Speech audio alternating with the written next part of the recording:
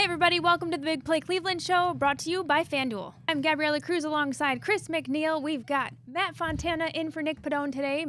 Fontana Show, Big Play, check him out, always great. And you and Ryan work together. Big shout out to Ryan Smith, our producer, don't as get too always. carried away over there. And all over the place. He's fine, all over the place. Yeah, so Fontana Show, we record Thursdays. Thursday night, you can catch us on the Big Play Socials. Friday on The Rock. Catch me on ESPN Radio from time to time. 97.1 the Columbus station I do from time to time as well. Social at Matt Fontana 83. I'm mid on social. I'm okay on social. I hit it from time to time. Every time I tune in, it seems like on the radio. I these do. days. You always I'm listening to you. I always appreciate that. Yeah. I'm either national show, a local show, something. It's always Fontana, so you can catch them all over the place. All over the place. And most importantly, right here this week, we Love got it. football this week. Now, Buckeyes, huge win over the weekend. We're starting up with the Browns. This is the time of year we live for, right? I love it. I love it. Catch a little nice one on FanDuel this weekend, so thank you to the under. I Nice. guess thanks Arch Manning for Ohio State getting it done. But yeah, I mean, the Browns, like, it's that time of the year. And I know you were laughing. There was a clip from my show last week where it's like, I've never felt more close to hitting the over for the Browns 5.5. I feel better about the preseason. I feel better than I did when the preseason started, mostly because I think the quarterback situation played out well, how we thought it was going to. Outside of MJ Emerson, no real major injuries, but like Carson Schwarzenegger looks good. Mason Graham looks good. Like, you're finding these little pieces here on everything. So it's being a Browns fan, the optimism is never higher than it is week one, you know? We've got so much more Browns to talk about. Let's get into our Cleveland headlines, brought to you by Fairway Ford. Fairway Ford offers complete customization for any vehicle on the lot with their Fairway Black Label line. This series features custom upgrades like premium wheel and tire packages, a wide variety of level or lift kits, performance enhancements, and fully customized interior options. And every Fairway Black Label truck comes with a Rhino spray-in bed liner. Whether you're looking for an aggressive off-road stance, a bold street presence, or one-of-a-kind build, Fairway Black Label delivers. As a bonus, many of these upgrades can be financed for as little as 0% APR, depending upon the vehicle line. You dream it, they can build it. Visit fairwayfordohio.com to explore their current Black Label inventory or give them a call to start designing yours today. All right, gang, let's start with those roster moves. Cut it down to 53 last week. Were there any surprises for you? Pickett traded for a fifth. Hopkins released. They named Shador the third quarterback so he can dress for games. Yeah, we got a lot of clarity, obviously, at the quarterback position. We talked about it a little bit last week. I think this is the way that the Browns wanted it to play out. You know, I know they got Pickett first, but I think ultimately as Flacco has progressed and what they've seen in camp, they wanted him to be that veteran starter. They wanted to see what they could then get for Pickett and then line up the two rookies behind him. So I think that clarity is nice. I really like Gage Lavardian. I really like the fact that he made this team. Of course, Miami by way of South Carolina.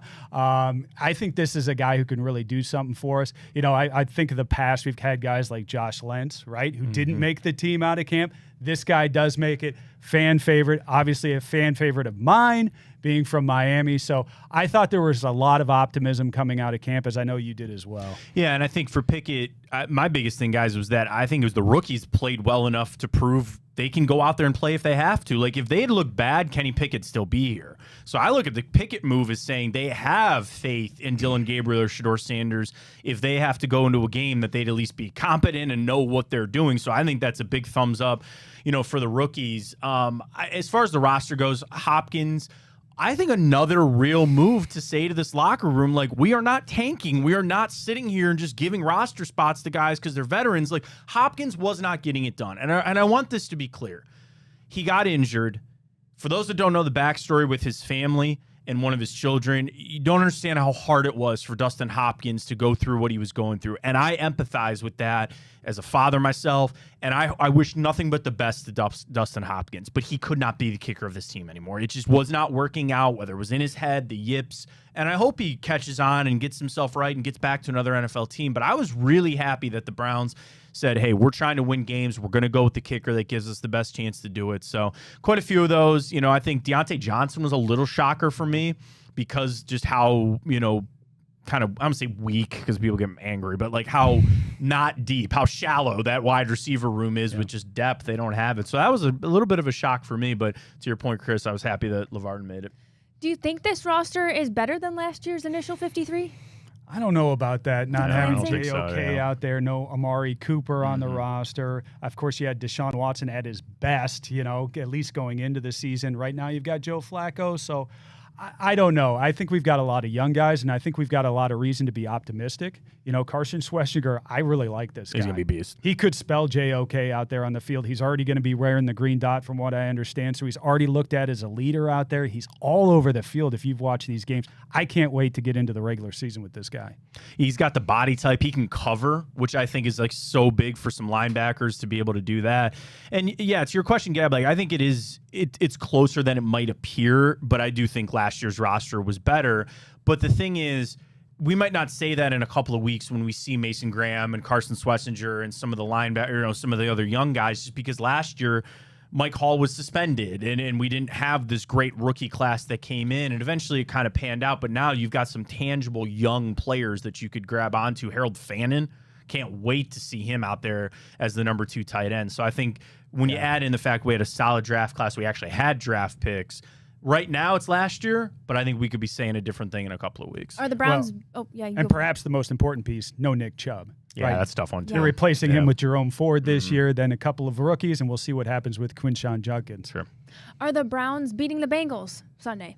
Why not? Sure, go for it. I'm all for Let's it. go. Why not? Let's do it. We're Come all on. about the optimism this week, right? I mean, it's the one guy that is probably in Joe Burrow's head more than any person on this planet is Myles Garrett. And I know we'll talk to James Rapien coming up in a little bit, but there's other guys on this defense that make things really tough on the Bengals. And there are times the same thing with Lamar Jackson. There are games that you go into with the Browns and the Ravens and you go, the Browns do not have a prayer, and they somehow win because they have a book against them. They don't, for some unknown reason, they can't play well against other guys. 2 of the top 3 quarterbacks in the NFL, the Browns somehow take it to them more often than not. And our secondary, which at times we're all pulling our hair out and those guys are dancing, this year, let's see what they do against the Bengals. The guitar? The guitar's coming back with Greg Newsom. They've looked good against the Bengals. For whatever reason, they've got Joe Burrow's number. Get a little bit of heat on him, and then the secondary can mop it up back there, and hopefully we could do that again. Again, I'm kind of beside myself when it comes to the secondary. I'm very surprised whenever they do anything, but they seem to have the Bengals number. All right, let's talk Buckeyes here, taking down number 1. Do you think Ohio State is better than people thought, or is Texas just worse? I think this game came out about the way people thought it would. I thought it was one of those games that could really go either way, and I think most of the nation thought that way. With the Buckeyes being at home, we had a lot of momentum going into this game, obviously from winning the Natty, and I think this is a tough place to play for Manning. I think it's a tough place to play for anybody, and for somebody really making his first big-time start, which is what he was doing, this is a tough spot.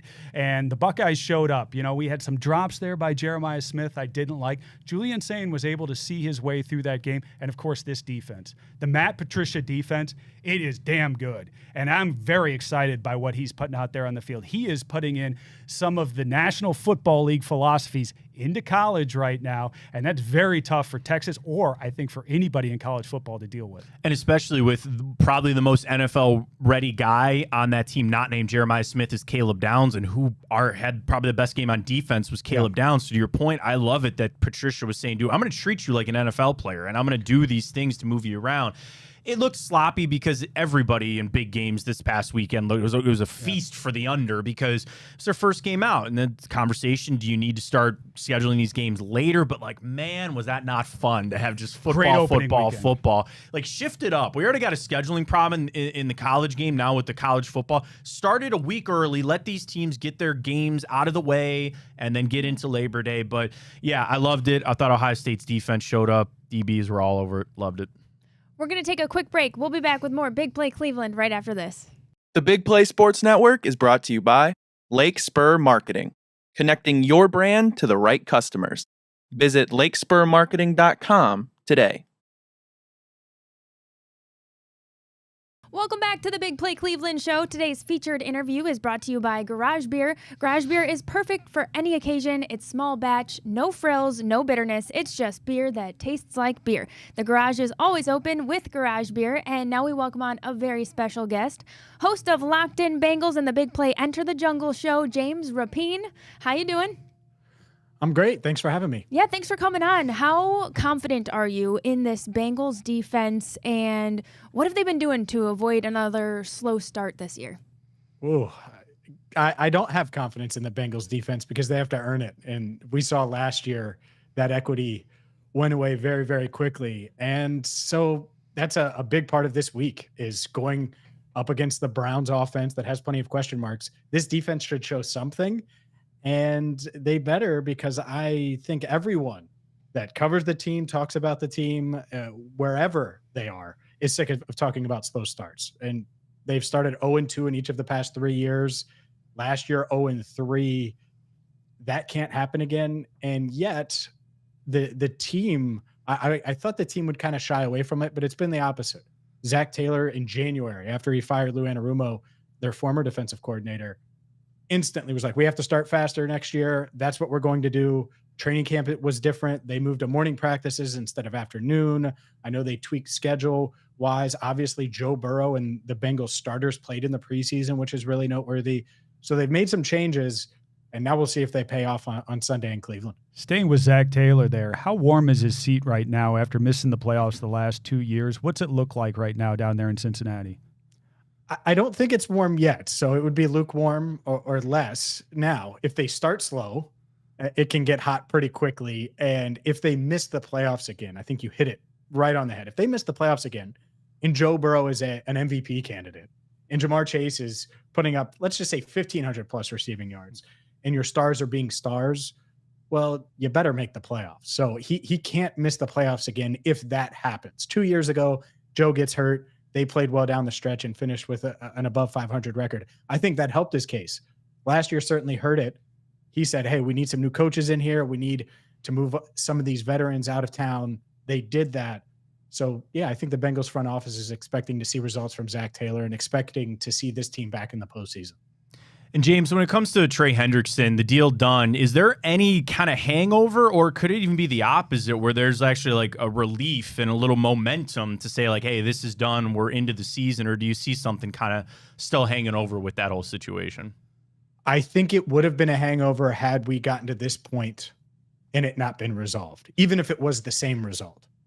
But the fact that they got it done last week, he was able to practice with the team last week. He can go into this week and really think about the Cleveland Browns in the 2025 season. That's huge. And it really was, it's a big difference from what they did with Jamar Chase last year. Obviously, negotiations went basically right up until kickoff. Jamar was wondering in the back of his head if he should play or not. Ultimately, he played. They struggled against the Patriots, and in a game they never should have lost. And that's a prime example. They shouldn't have lost to that crappy New England team.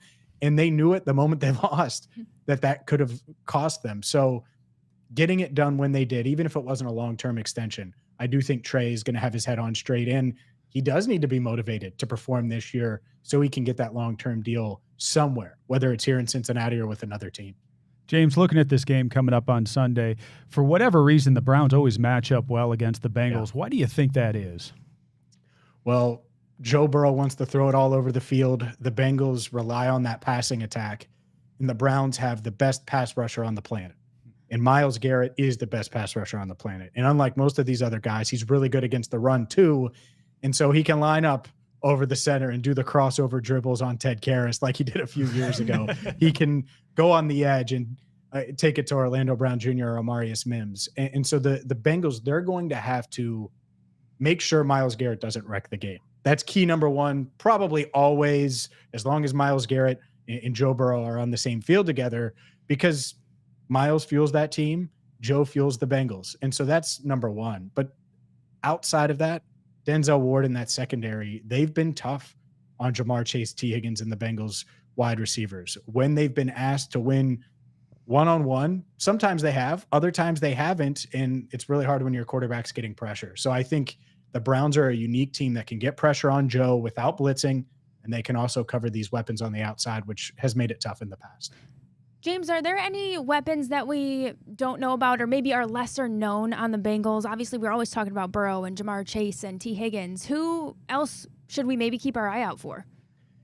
This offense certainly has a chance to be the best offense of the Joe Burrow era because of all of those other weapons. And it's a good question because I don't technically know who wide receiver 3 is going into week 1, because some weeks it's going to be Mike Gesicki, the tight end, who can play in the slot or kick outside and basically play a wide receiver where he can win jump balls and contested catch situations.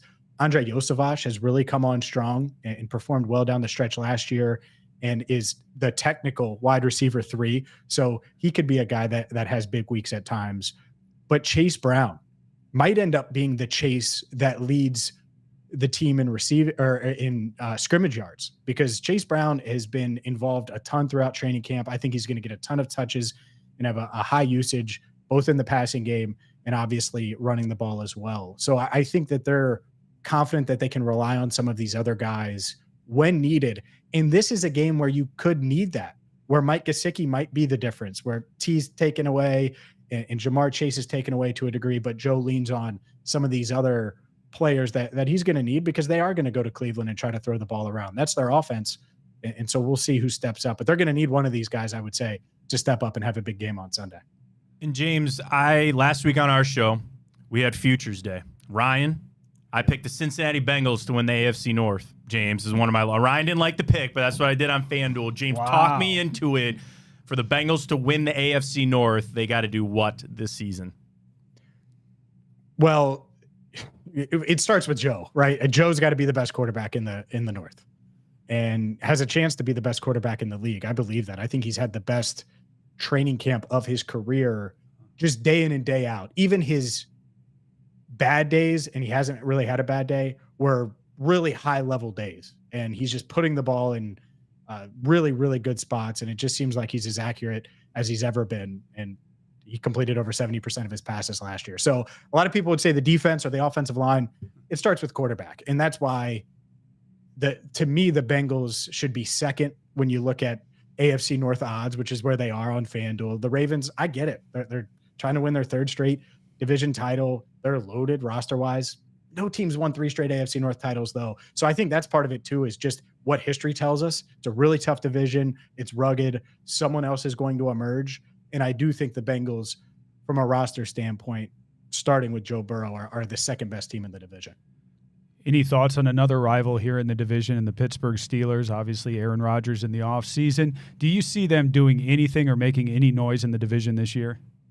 They can. Like, they're capable. It's such a unique situation because of the foundation that they have with Mike Tomlin, and it seems like they've overachieved in the way they win is really with their defensive line. I mean, they don't have the secondary the Browns have had. There's no Denzel Ward lockdown corner on the back end, and they've had secondary questions outside of Minkah Fitzpatrick for years, and yet they just have so many key members of that defensive front that they've been able to hang around and make plays and do just enough on offense. So yeah, I do think that they're capable. Could it also go the other way and completely go haywire with Aaron Rodgers drama and DK Metcalf gets nicked up and they don't have enough weapons? It could, but I get why they did what they did this offseason. And I do think that Mike Tomlin, his foundation and their culture has been so stable that it's hard for me to envision it completely going haywire and them finishing last in the division. James Rapine, thanks so much for coming on. Is there anything you'd like us to plug? I mean, we know you're doing so much now. Let us know where we can find you, at least on X and everything like that. James Rapine on X, and then Enter the Jungle right here. Yes. Yeah, Sweet. So make sure you check that out every Tuesday. We got to get a good bet going between the two shows here for Right. the down. series. You know, you got 2 games, obviously the home and home here. We got to think on that one. So we'll work on that Ooh, one, that's a James. good We're going to idea, have to McNeil. come up with a bet for the season. That's how Ryan and I lost eating Skyline Chili last year. So just be careful on how that goes, because Ryan and I had to go drive to Skyline and eat it last year, James. So I will not be making that bet this year, guys. I'm notoriously the an Ohio anti-Skyline guy, too. Yes. Yeah. What about somebody Instead of the dyed her Ohio hair? Cup, maybe the Big Play Cup. The Big Big Play Play Cup. Cup. There I we like go. that. I love it. I like Oh, that. I birth like of the that. Big That's Play a good Cup. Here we idea. go. Perfect. Yeah. All right, we'll see. It's on, James. Thanks so much for coming on. We got to take a quick break. We'll be back with more Big Play Cleveland right after this. The Big Play Sports Network is brought to you by Garage Beer. No bitterness, no frills, no IPA, just beer-flavored beer. Find local retailers who sell garage beer near you by visiting drinkgaragebeer.com. Welcome back to the Big Play Cleveland Show. It's Nick Padone from my friends at Northeast Factory Direct. Whether you're remodeling your kitchen, updating your furniture, freshening up that patio for the fall, or looking for a new mattress, Northeast Factory Direct is the place for you. They've got all of that and more in one building. There's no fancy showrooms. There's no high-pressure salespeople. It's just high-quality items at unbelievable prices. It gets even better for our listeners. We keep having people hit us up saying that they're getting money off at Northeast Factory Direct when they go in and they ask for the Big Play bonus. So check them out today. Cleveland, Euclid, Macedonia, North Canton. When you're getting ready to check out, ask for that extra special Big Play bonus. You could start your search online at northeastfactorydirect.com, but when you're shopping in store, ask for that extra special Big Play bonus. Welcome back to the Big Play Cleveland Show. We're bringing the heat with Jensen Lewis, or as Chris and I were kind of joking earlier, bringing the lukewarm. Guardians we're 4.5 games back, 26 left to play. Are you holding out any hope for this playoff push, Jensen? I mean, they're mathematically alive here, Gab. And as you look at kind of where this group is on this road trip, you obviously knew you were going into the Lions' den at Fenway, the way the Red Sox have been playing, but maybe catching the Tampa Bay Rays in an advantageous position. Your first little glimpse down there for some of these guys who have not played spring training baseball back in the state of Florida. You get a front row seat to it now, taking on the Rays at George Steinbrenner Field. So that'll be kind of a fun little 4-game set to end the week. And then it really comes down to what do you do against the Royals, right? They're obviously in front of them at the moment, not only in the division, but in the wild card race. So trying to find your way out of Boston, at least a split against Tampa, that at minimum will keep you alive headed in that 4-game set against the Royals. Jensen, what is it about this team that's made them so streaky? They've had 8 4+ game win streaks. They've also had losing streaks of 5, 6, 10 games. What is it about the DNA of this team that makes them so streaky?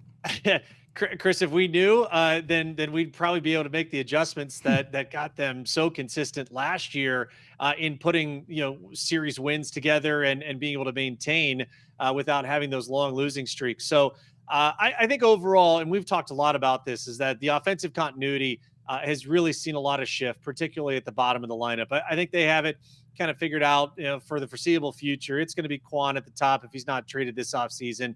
It's Jose in the middle. And you have to let Kyle Manzardo play every single day. I know we've kind of been on a soapbox here about it, but it bears repeating. I mean, if he's going to be the guy that you had already, positioned with the Naylor trade, sending Josh out to Arizona to say, okay, that's our heir apparent, that's our new middle of the order bat, then don't sit him left on left. Like, let's let him play out against left and right. That's how he got to the big leagues.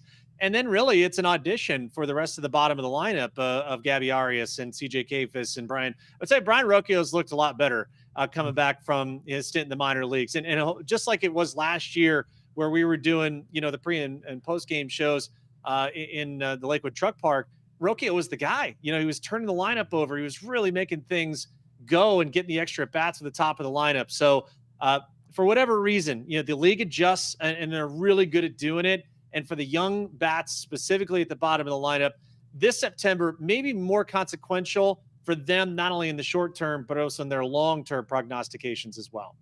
Jensen, you mentioned September and obviously the excitement of getting some of the guys up. I'm happy Valera's up, but Bazana, and I think it's hard because it's like you want to still compete for the playoffs. He's doing well in the minors. You might not want to mess that up. So just your best bet, do you think that Bazana should even be considered to be brought up for a September call-up? I wish he would. And there's two schools of thought. Of course, number one is the service time manipulation. It's alive and well. It hasn't gone away even from this last CBA agreement. But to think that he is in that spot to open, the 2026 season and be your opening day second baseman, I would anticipate he gets every opportunity to win that job out of camp. You don't fast track him the way you do through the minor leagues this year and not have him be that heir apparent, or at least from day one.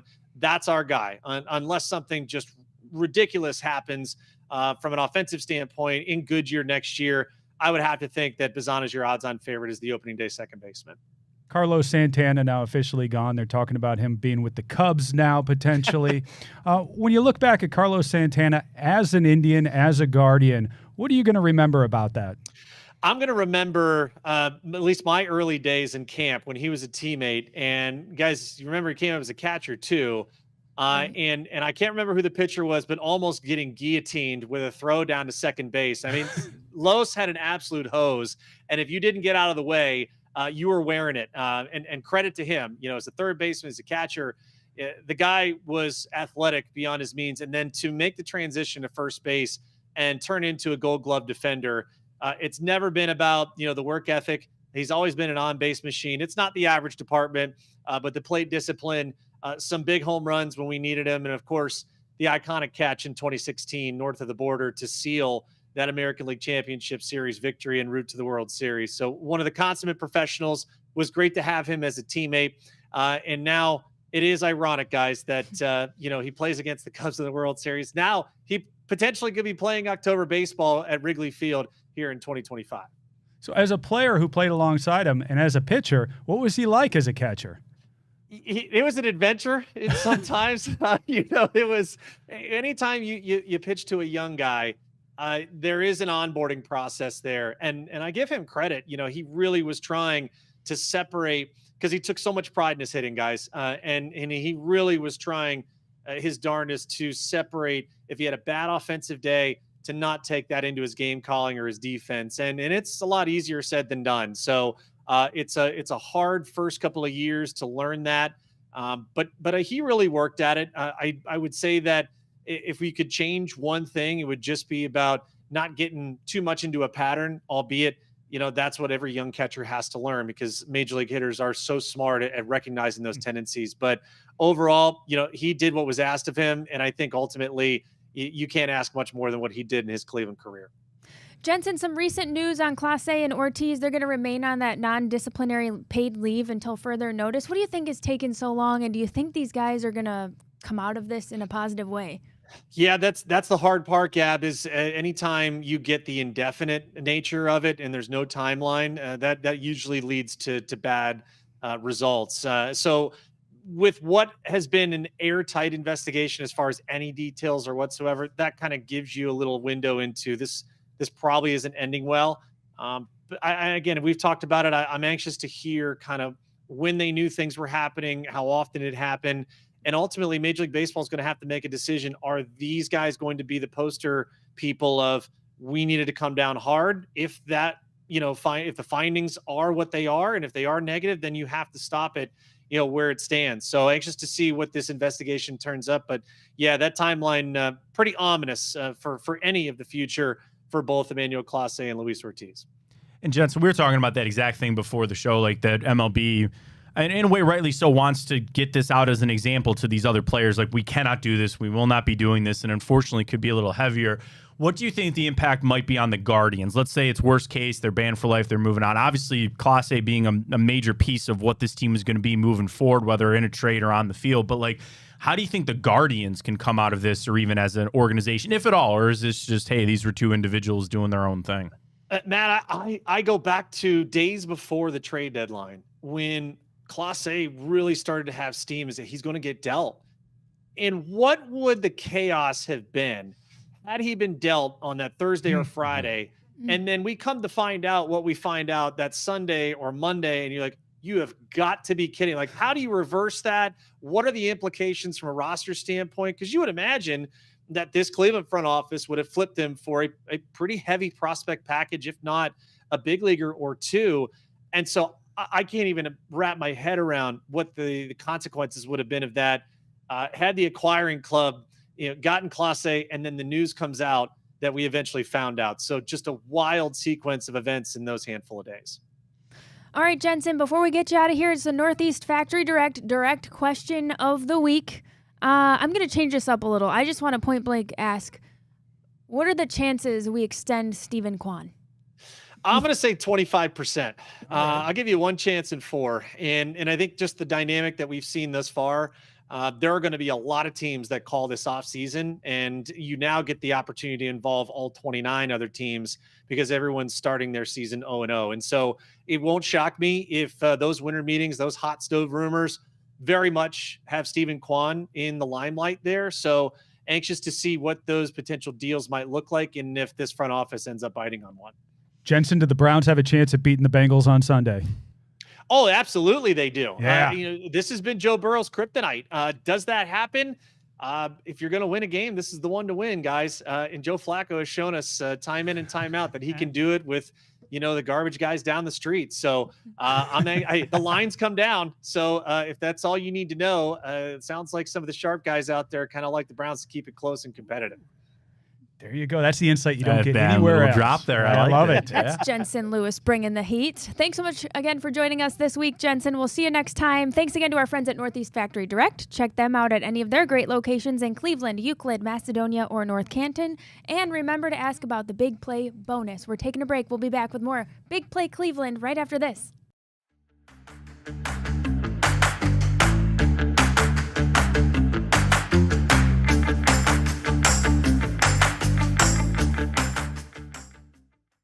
Welcome back to the Big Play Cleveland Show. It's time for our Fill in the Blank segment brought to you by our friends at Pure AV. Football season is here and Pure AV has everything you need to get your man cave ready or woman cave with their high performance audio and video displays. And if you're worried about keeping a clean interior, they offer hidden audio and video options that allow you to keep the elegant look without sacrificing your favorite technology. Pure AV can set you up with invisible architectural speakers that are hidden in your walls and ceilings, as well as disappearing TVs that vanish behind art or mirrors. The guys over at Pure AV constantly repairing or finishing other AV companies' botched jobs, so just give them a call first to eliminate all that hassle. Visit pureavcorp.com today to see everything they offer for your home. Alrighty guys, Jimmy Haslam, Andrew Berry, and Kevin Stefanski out scouting college quarterbacks in person is due diligence. That's what they should be doing. Kick the tires on everybody. Look under every single rock. We got to find that franchise quarterback. I don't know right now if it's on the current roster, so keep looking, keep seeing what's out there, and certainly scout all the top quarterbacks that we see around college football. I think it's expected. That's what they're supposed to do. And this is something that Ryan and I have talked a lot about on my show, is that I think it's going to have to be a Herculean, like almost God intervention thing to happen this year for the Browns to not draft a quarterback next year. Now, that being said, we'll cross that bridge when we get to it. We'll do the breakdowns. We'll do the study as the season goes on. But I just don't think they're going to give the rookies enough of a chance this year to prove to not take a quarterback. So if you're understanding that your path is directly heading towards drafting a quarterback in the first round, burn up those frequent flyer miles, get on the jet, go to every game that you can, because that is the sole focus. All right, Myles Garrett ranked number 8 in the NFL Top 100 ranking. That's ahead of TJ Watt, who was number 11. Trey Hendrickson was number 14. Myles Garrett's Top 100 ranking is? Last year, he was ranked number 5. He falls to 8. I don't understand why he falls to 8. But, these are all fun things to debate as we sit here. I'm more interested to see what he does on Sunday. I want to see him getting after Burrow. I don't care if they call him 8, if they call him 18, if they call him 28. As long as he's getting after Burrow on the field on Sunday and we're converting that into wins, that's all I care about. I'm going to say that fill in the blank is quarterback bias, because there's a lot of quarterbacks up there, and it's the same thing. Like, should the MVP be the most valuable player? Well, Myles Garrett is one of the most valuable players that you can have on a football field, but he's not a quarterback. So I think that's just, they bumped up some of the quarterbacks, which I get. We do live in a time where there's a lot of elite quarterbacks, so I'm kind of with you. I don't want to rip into something that's kind of subjective. On a scale of 1 to 10, my excitement level for this upcoming Browns season is? It's grown for me. Before, I was going less than 5. I was going less than 5. Now I'm going to give you a 7. I'm going to give you a solid C right now. It's a very average feel going into this season for us. Hoping once again, maybe this is our year. Maybe we can make a little bit of a run. I don't know. Catch some lightning in a bottle, a little bit of Joe Flacco out there. What do you think? It's a 10. It's football. 10? It's Cleveland. I'll sit down and watch every game, every minute. Yeah. And I think even Ohio State in college, getting you that the juice is flowing again to be saying it's football season. And ask me that question come Halloween, I might have a different answer for you. But for right now, I am so jacked. I'm so ready. I can't wait One for better. Sunday. I'll go all the way down to high school. I love high Same, school. yeah. Both my boys right now combined 4-0 for their 2 schools. Nice. So way to go, Grady. Way to go, Owen. Way to go, everybody out there playing high school football. It's huge in the area, so it is great to have football back. Love it. All right, the Browns beating the Bengals. They're going to beat the Bengals on Sunday if they do what? They got to move the ball on offense. So you got to have Joe Flacco getting this offense in gear. And then you got to play some pretty darn good defense against a great offense. Then that's what Joe Burrow brings to the table. And if the Browns can do that, then anything's up for play. I think turn him over a few times, make Joe Burrow make some mistakes. He doesn't make many mistakes. That's going to be the recipe for success. I'm going to say they're going to win if they run the football, because you got to keep it out of Joe Burrow's hands. Like, yes, I know Myles Garrett will be able to get after him and get some sacks. That offense is inevitable in a way. So if you want to limit it, you got to play, and I know this is like AFC North old school kind of football. You got to be low scoring, run the ball, keep it out of Joe Burrow's hands. So I'm going to say if they can run it, they got a shot. And that's what they've talked about all offseason, is going back to Stefanski ball. That's what everybody's excited about. So we'll see if that's actually going to come to fruition here on Sunday. Blank is the most important Browns player in week 1. I think for me, it's going to be Joe Flacco. I want to be able to see whether he can run this offense. 40 years old, famously, coming in here. I know a lot of people are excited. He's had his success here in Cleveland in the past. He's obviously had success in the league. Can he do it at 40 years old? I think he can. I really do. And I'm excited to see that. I'll go Flacco as well, but Myles Garrett too, because if he's in Joe Burrow's head, which we know he is, and if he can create just that havoc in the backfield, excited to see Mason Graham alongside him. So I'll differ. I'll say Myles Garrett there. I'll throw one more in there, Jerome Ford. It would be nice to see him. Like you were saying, we're going to need to run the ball, keep the ball out of Joe Burrow's hands. In order to do that, Jerome Ford's going to have a decent day. Oh, man, we can think of so many people. Denzel, he's got to stick on Jamar Chase. That's right. We got to take a quick break. We'll be back with more Big Play Cleveland right after this.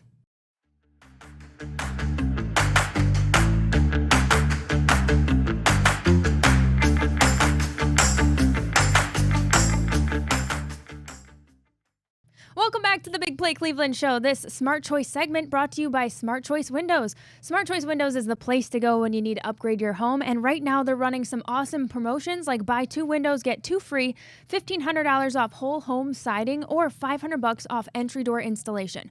Plus they offer great financing with no money down, no interest until 2027.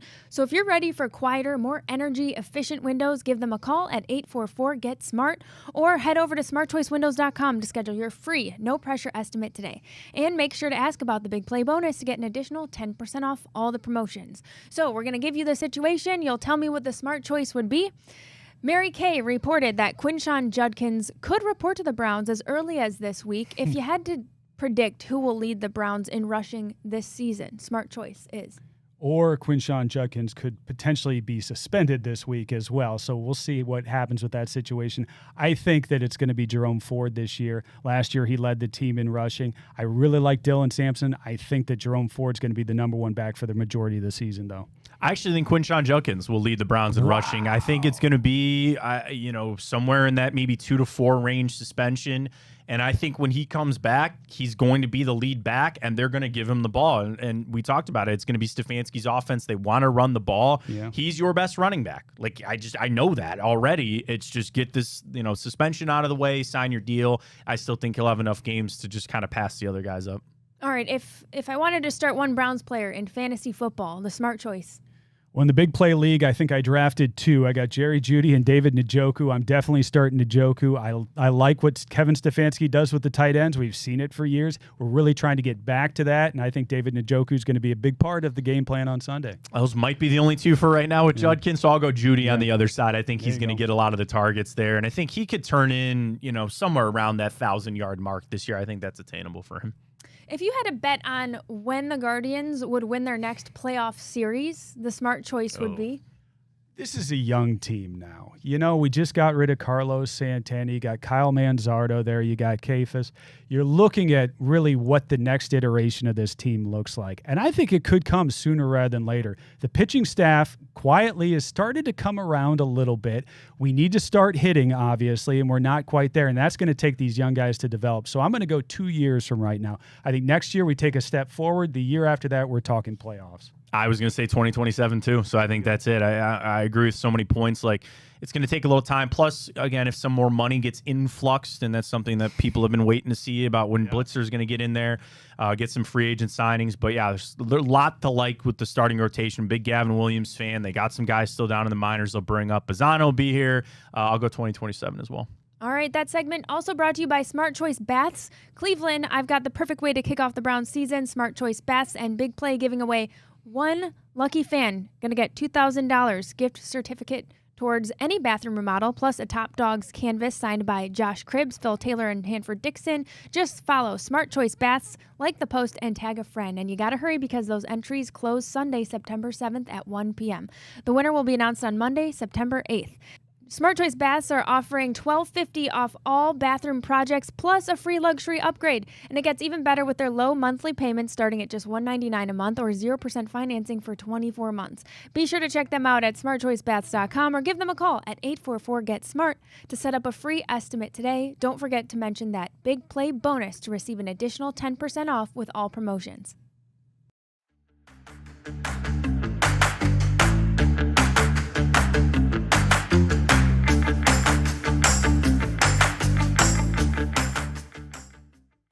Welcome back to the Big Play Cleveland Show. We are bringing on another special guest we've got in studio with us today. He is the co-director of the new documentary, Mr. Football, just came out last Tuesday, August 26th.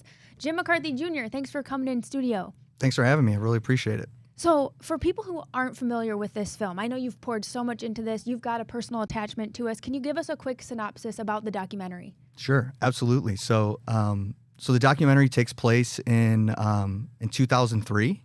And so in 2003, I played for Benedictine High School. And if we fast forward to the spring of 2004, we had just won the state championship.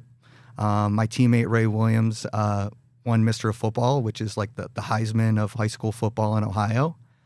And it's spring break. And unfortunately, a tragedy occurs where my teammate, Lorenzo Hunter, is shot and killed. And just in a matter of a few months, my teammates Roy Williams and John Huddleston is on trial for his murder. So a pretty crazy set of events. So one of the interesting things, we were talking a little bit before the show, you said, and I said, hey, I remember the story a little bit. And you said, well, a lot of people say they remember the story. A lot of the details that people remember, though, are misremembered. It's not true. So talk a little bit about Sure, that. Absolutely, yeah. So, I knew that for me, at least, that this has been something I've been thinking about for 21 years. And I know that I hadn't really talked about it with too many people. So I knew that it was most likely a story that for the most part people hadn't heard before. But when I started to sit down with the central, people in the story, Ray Williams, the Huddleston family, I quickly realized that nobody had talked about this before, that even the guys who were on trial for murder had never really told the whole story of what happened. So really any memory that you have of this story and maybe any preconceived notions that you have, they're probably false, because up until now, unless you've seen the movie, nobody really truly knows this story. And Jim, I remember, because I was high school football, I'm a little younger than you, but I remember it happening and like the cautionary tale in a way of what happened. But I'm excited to watch this documentary too, because like it's the tie of high school football. Like obviously the impact, a life was lost, 2 other lives completely impacted forever. But the tie-in is that you guys are 3 straight, state championship. Everyone knows Benedictine football, and that tie-in as well of like how popular Northeast Ohio high school football is to something that for a lot of us that remember it, and I would say lived it, but it was just at a time that I was in high school and it was discussed with our football team. I remember our coach talking about this. Like, I'm excited to watch from that standpoint as well, just all those tie-ins. Thank you. Yeah, that's, the driving force in doing this obviously was, to tell this story and to bring some redemption for my teammates and, and my especially my teammate Lorenzo that was killed. But more importantly, this is a story that we feel like every kid in the country, really across the world, needs to hear, because not only is it absolutely a cautionary tale about, your life can change in a matter of seconds, and you got to think about, making that mistake, and what can happen from it. But maybe more importantly, it's life's is going to kick you in the gut and it's going to knock you down, and it's how do you get back up from it, and how do you learn from your mistakes and try to make your life a positive coming out of it. And unfortunately, there's a lot of guys, especially in the sports world, that have had troubles over the years, and then it just continues to be a downward spiral. So Ray's story is definitely an inspiring one because he got himself up, and he's doing a lot of things with coaching and with the youth right now. He's making a big difference. So you're a member of the team. Back in 2004, when all this is going on in the background, you guys are making a state title run and eventually do win state that year. What was that like to be on that team? What was the vibes around the team? How did you kind of navigate those two worlds? Yeah, absolutely. So, we actually played 3 state championships in a row. Right. My sophomore year, we went and we lost, and then spoiler alert, we ended up winning the next 2. And the third one is the third state championship. The second win is probably what's most special to me because, not only because we were the toast of the town. I mean, we were all over the newspapers and the media, and then this tragedy occurs, and it's like we learned that lesson of you either die a hero or live long enough to become the villain. And we learned that lesson at 14, 15, 16 years old because immediately we went from being the toast of the town to being labeled as criminals and murderers,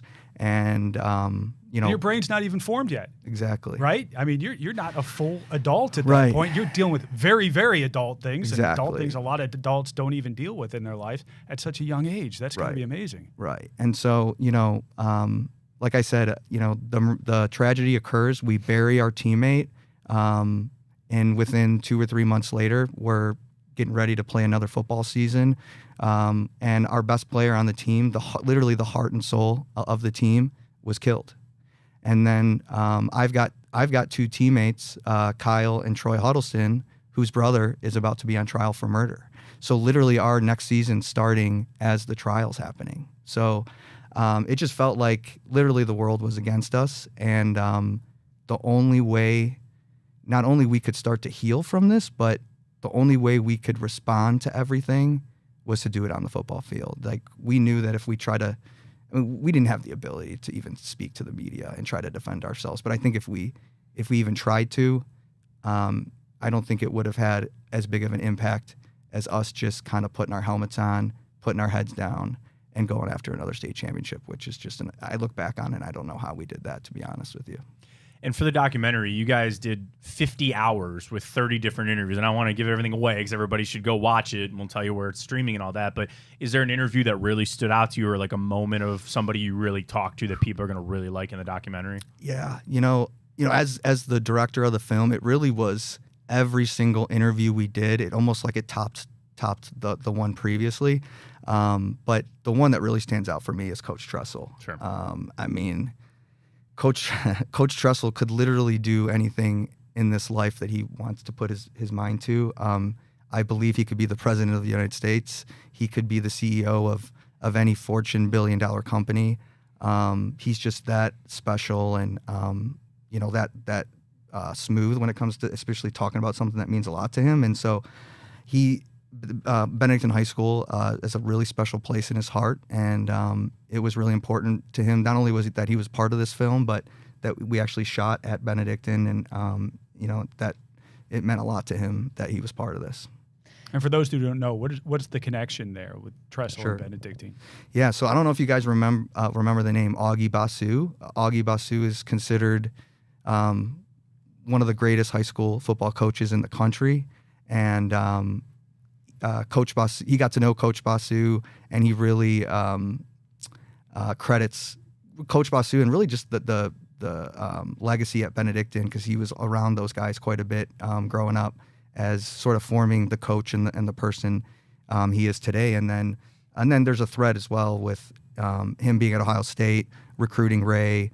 Ray's arguably one of the best players in the country. Yep. So not only was he able to sort of help form that character of Benedictine for us in the film, but he was able to talk about, remembering recruiting Ray and kind of everything that went on during that process. Experiencing such a tragedy so young certainly sticks with you for a lifetime. You talked about this has been on your mind, your heart for 21 years. How healing was it to put this all together? Wow, yeah. Don't even have words, Gabby. I don't. I have chills just thinking about it, having you ask me that question. I mean, the things that had to fall into place for this to happen over 21 years,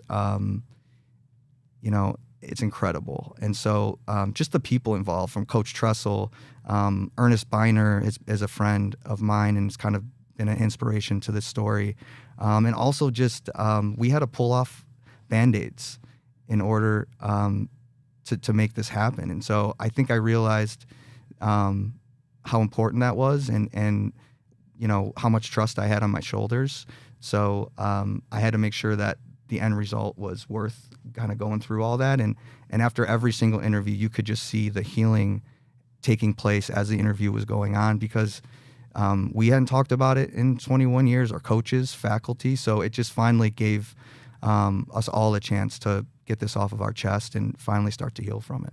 Incredible work putting this all together. I know it was a ton of teamwork and, you know, digging into your past to do this took a lot of courage and self-work too. So thanks for coming in to share with us. Where can people check it out? So it's on all major platforms for rent or purchase. So Apple TV, Amazon, YouTube TV, Google, and Fandango Home. It looked like, did it just hit Prime too? It did. It just hits Prime here in Correct. September, so you can go out there and find it. Correct. There. Yeah, and I just want to say we hit number 2 in the world on Apple TV last week, and it's really just a testament to all of the people that are really being kind of hit hard with this story and really wanting to share it and talk about it. So I just want to thank you to all those who have done that already, and if you continue to do that for us, we really appreciate it. And I love it too because it's an hour and a half. If you're a high school football fan, we all remember if you're Northeast Ohio, and like you're going to want to watch this. Like I think it's something that's well worth your time for sure. Thank you very much. Mr. Football, be sure to check it out. Jim McCarthy Jr., thank you so much for coming in. Thanks for having me. We're taking a quick break. We'll be back with more Big Play Cleveland right after this.